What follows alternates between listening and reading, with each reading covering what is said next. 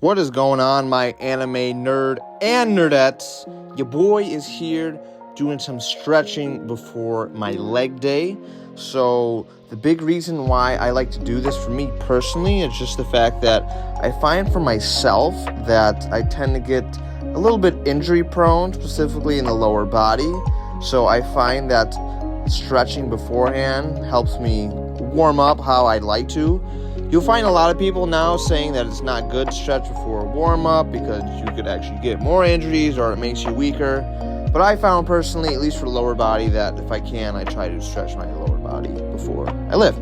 Now, I wanted to make this video essentially because a lot of people, I think, get into exercise and weightlifting and training, and they don't require the requisite flexibility to be able to properly do a lot of the movements that are expected to, let's say, get stronger or build muscle, such as a deadlift or a Romanian deadlift. For example, if someone has really tight hamstrings, what you're going to find is when they try to perform that exercise, when they get to the bottom of the deadlift or Romanian deadlift, their lower back starts to round a bit and they cannot maintain a neutral spine, which is going to do a couple things.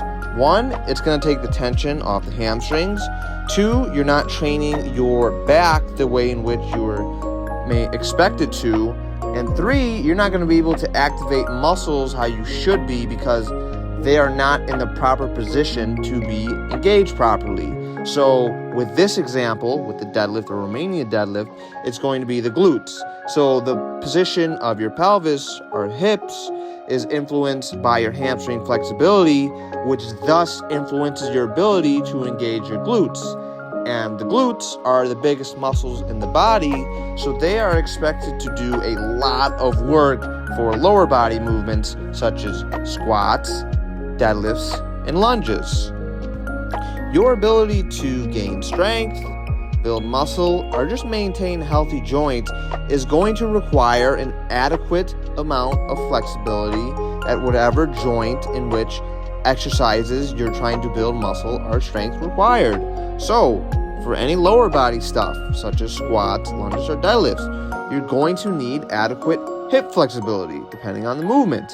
With anything upper body related, such as, let's say, pull-ups, or bench press, or push-ups, it's going to require amount of shoulder/shoulder blade flexibility. Even myself, I find that I really struggle with my shoulder flexibility when it comes to overhead pressing, for example.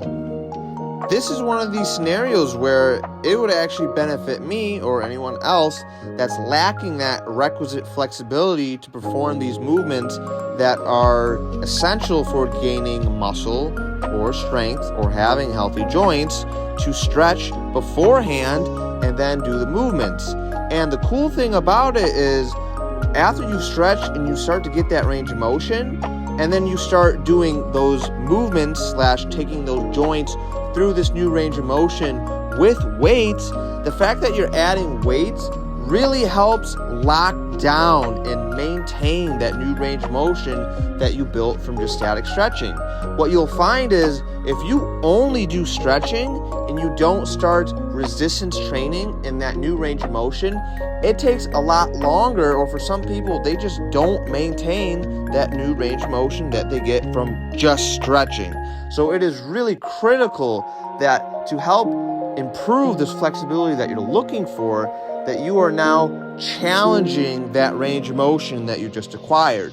You're having some sort of resistance, whether it's with weights or body weights, because that is going to allow you to maintain that new range of motion, which is going to help you build muscle or strength. Hope that helps, and as always, keep watching anime, baby. Let's go!